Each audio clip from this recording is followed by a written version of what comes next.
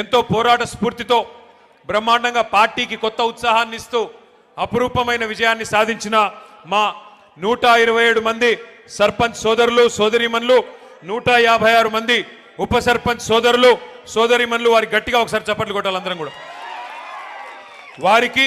వారితో పాటు పోటీ చేసి స్వల్ప తేడాతో ఓటమి పాలైన మా సోదరులకి సోదరీమణులకి, అట్లాగే ఇందాక నామా నాగేశ్వరరావు గారు చెప్పినట్టు కొంతమంది గెలిచి కూడా ఓడిపోయిన వాళ్ళు ఉన్నారు మన పార్టీ నుండి.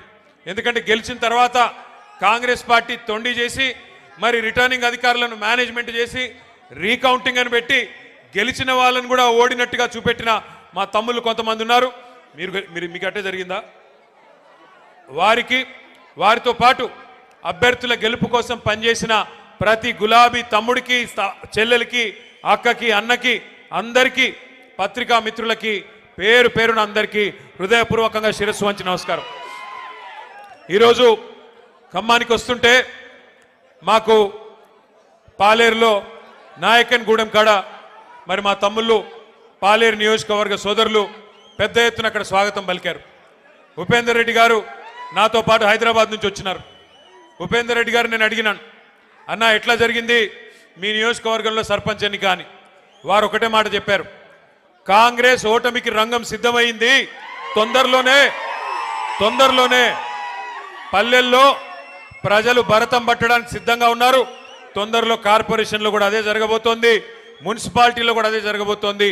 తప్పకుండా మళ్ళీ ఈ క్వార్టర్ ఫైనల్స్లో మంచి ఫలితాలే వచ్చినాయి. సెమీఫైనల్ రాబోతోంది.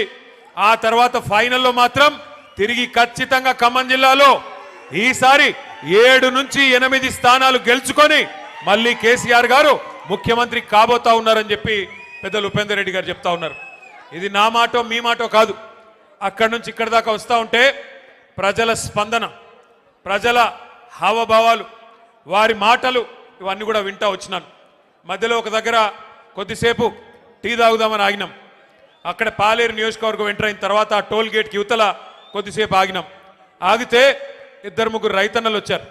వచ్చి వాళ్ళ గోడు చెప్పుకుంటున్నారు పాలేరు వాళ్ళు.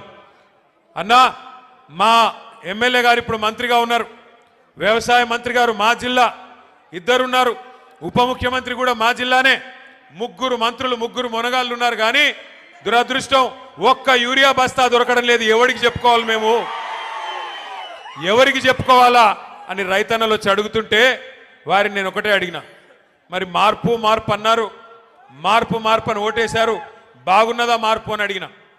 అంటే ఏం చెప్పాలన్నా, సరే జరిగింది, పాలిచ్చే గేదె